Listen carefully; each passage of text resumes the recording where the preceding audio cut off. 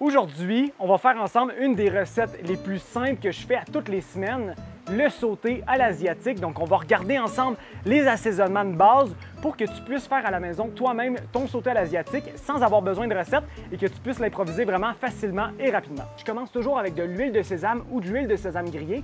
J'aime bien aussi ajouter au début de la cuisson de l'ail haché finement et du gingembre haché finement. Donc, on s'en va direct dans le poêlon ensemble. Donc, on ajoute l'huile.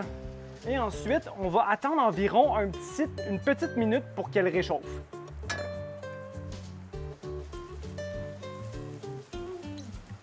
Donc, ça fait environ 2 minutes que j'ai ajouté le gingembre et l'ail et puis qu'ils cuisent. Et là, on voit qu'il y a des petits morceaux qui commencent à être dorés. Ça va être le bon moment pour ajouter les autres légumes. On fait cuire les légumes avec l'ail et le gingembre.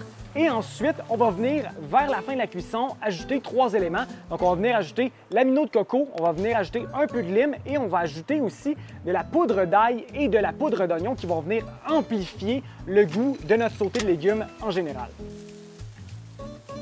Pour remplacer la sauce soya, moi j'aime bien utiliser de l'amidon de coco. J'utilise ça dans des sautés de légumes, c'est vraiment délicieux. Mais attention, l'amidon de coco a un goût qui est beaucoup plus sucré que la sauce de soya.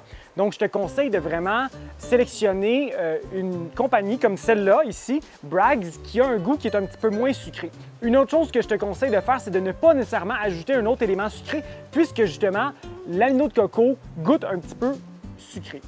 Comment utiliser l'amidon de coco dans les recettes? C'est ultra simple. Moi, je l'utilise uniquement à la fin de mon sauté de légumes. Donc, je vous montre ça à l'instant.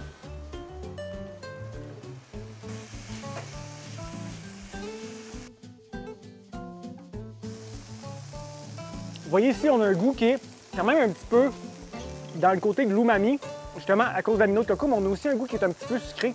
Donc, faites attention à la quantité que vous allez ajouter. Une autre chose, c'est ultra important de l'ajouter à la fin de la cuisson parce que justement, l'amidon de coco va venir caraméliser légèrement et on veut s'assurer justement de ne pas le faire brûler si on l'ajoute trop tôt dans la cuisson. Utilisez le jus de lime lorsqu'on fait un assaisonnement pour un sauté de légumes. Est-ce que c'est mieux de l'utiliser au début de la cuisson ou à la fin de la cuisson? Mais en fait, il va avoir deux effets qui vont être différents.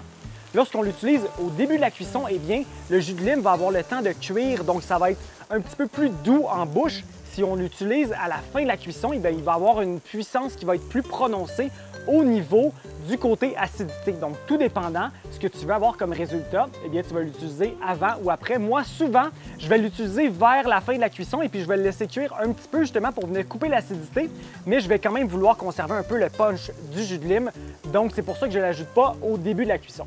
Mes deux armes secrètes pour un assaisonnement à sauter de légumes réussi, la poudre d'ail et la poudre d'oignon. Je les utilise uniquement vers la fin de la cuisson parce que je veux que le goût reste. Si on l'ajoute trop au début de la cuisson, bien, le goût va changer, il va cuire, donc on ne va pas obtenir un goût qui va être aussi punché.